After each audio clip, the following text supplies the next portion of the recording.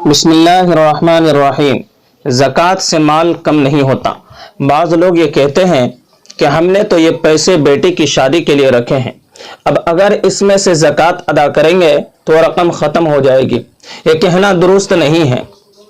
اس لیے کہ زکوٰۃ تو بہت معمولی سی یعنی 2.5% اللہ تعالیٰ نے فرض فرمائی ہے،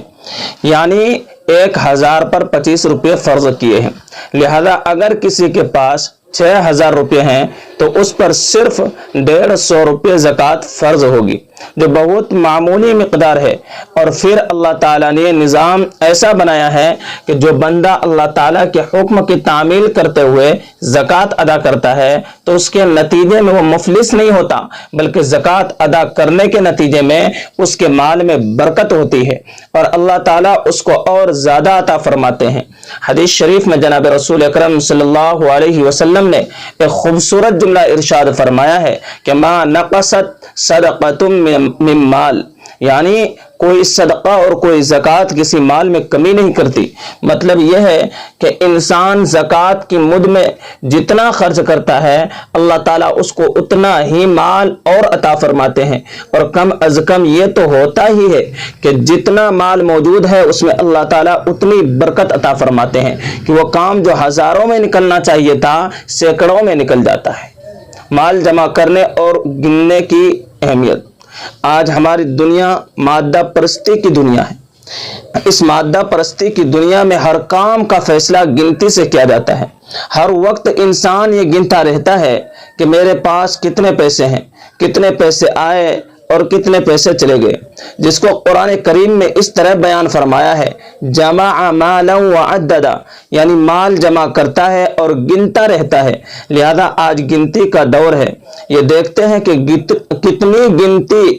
بڑھی اور کتنی گھٹ گئی، لیکن کوئی اللہ کا بندہ یہ نہیں دیکھتا کہ زکوٰۃ ادا کرنے کے نتیجے میں گنتی گھٹنے کے باوجود اللہ تعالیٰ نے اس تھوڑے سے مال میں کتنا کام نکال دیا، اور اگر زکوٰۃ ادا نہ کرنے کے نتیجے میں گنتی بڑھ گئی تو اس بڑے ہوئے مال کے